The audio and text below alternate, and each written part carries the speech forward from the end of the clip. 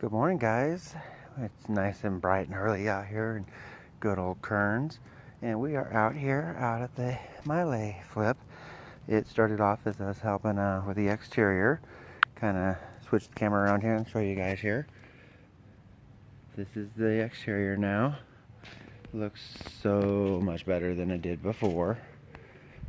This is the one that, if you remember, we are helping Maile fix this from somebody else who flipped it or was getting it prepared and getting it ready to list. Last time you guys looked back here, we were still pulling off some of the siding off the side here with the bad siding and missing siding and mismatched paints and stuff like that. You can kind of see here, so this is all been patched up and painted and looking so much better. We're still working on getting the eaves and all the fascia and soffit taken care of. That will take and cover all these cable lines and stuff like that that are hanging down. But yeah, it'll look really good. But I wanted to kind of tell you guys what's been going on. You know, the subject of today's video is dump day. So let me kind of show you what we're taking to the dump today. Here's our loaded trailer, ready to go to the dump. Just got to tarp it up and we'll be heading out. And as you can tell, there's a lot of stuff in here, right down to the good old kitchen sink that is heading on out to the dump today. So we weren't originally planning on doing a kitchen in this property, but we had some issues come up and we're looking like we're gonna have to. So let me bring you into the house here, and you can see the kitchen. There is no kitchen anymore. It is gone. And I'm sure you've seen the pictures yesterday of us doing the demo on it and everything, but the cabinets were literally mounted straight to the studs and drywall around it. And so we just cut it off to make it nice, square, even areas to have to patch and everything. But the whole reason we're doing it is because we have issues like this with the drain. So those are things that need to be addressed. And with these cabinets being 70 years old, to try to get them out, save them, and put them back in, just wasn't a realistic concept. So we are going to be going through and putting in an IKEA kitchen in here for her. Once we get the plumber in, hopefully today, Monday or whatever, get the plumber in, he's going to fix our plumbing issues. I've got an electrician coming today as well. He's going to take and help us address some of this wiring issues. He's also going to give us a line for a dishwasher. We're going to install a dishwasher that was not here before. Then we will green rock it and we will paint it, and then we are going to go and we're going to install a brand new IKEA kitchen in here.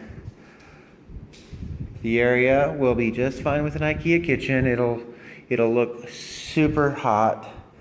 And then we're going to put a Formica counter over it, but we're going to cover that Formica with that stone coat that we did out in the Tooele project that you've probably seen.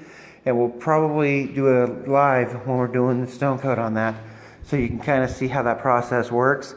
The stone coat will make it look just like stone. It'll be awesome. You guys will really like it. And then we're going to go through, paint the entire inside. We'll change out the fixtures. Just to give you a sample of the work the other guy did. I don't know how well you can see, but this is a finished painted room according to him. And it's still got dust from the dryer vent sitting on the wall. He just painted right over it. He didn't tape a whole lot of stuff. He didn't do hardly anything. You can see in here, there is paint on the floors, which are going to be salvaged, hopefully. And then there's this mess right here. I went to pull that vent cover off, and he had siliconed it on there, and it peeled all of this paint off with it when it came off. So I've gone through and I've peeled it till I had a nice edge that didn't want to peel up. And then I came back in and feathered some new drywall mud over that. And I'll clean the walls, wash the walls up real good, and make sure that the new paint sticks. Then we're just gonna patch all the holes that he left, as you can see, and we're going to actually, you know, come in, sand them down, and make it look like it should have looked. This is the furnace for the house, and as you can tell, it kind of sticks out a little bit now. Furnace was replaced, let's see here, I don't got a date on it. It was replaced roughly about 10 years ago as far as what I'm being told. And so what we are going to do is we are going to actually come and frame up off of this wall and over to this wall, and we're going to actually encapsulate this in a little closet with a vented door to allow that airflow to still flow through, but still dress it up and make it look a lot better. Come back into the bathroom here, medicine cabinet. We've already taken the fixture down and put a temp one in there. We're going to paint all of this in here.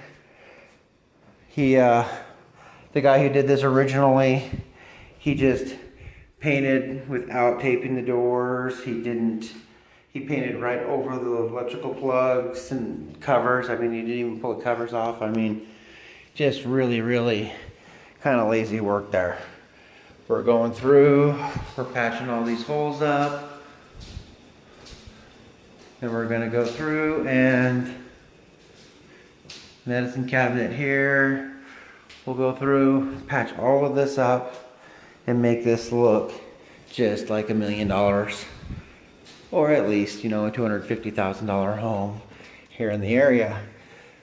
If you're interested in seeing how we do this, or if you're interested in maybe partnering in on a job with us or something like that, be very, you know, be willing to reach out to us and just say, hey, I'd like to get involved in this.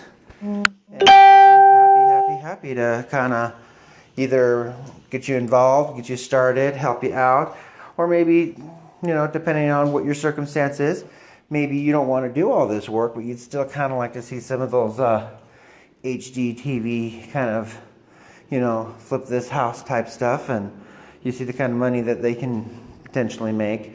And yeah, that's Hollywood, that's, you know, HGTV. But there's money to be made in flipping houses. And sometimes if you don't want to actually flip the house, sometimes being a private funder for the flipper really helps out. And you can get some great returns on that way. The last one, my last project, the private funder on that, he ended up making somewhere right around the 10% mark. Not bad for a 6-month flip. So find those kind of returns somewhere else. So if you're interested, you know, please feel free to reach out to me, and we will catch you guys later.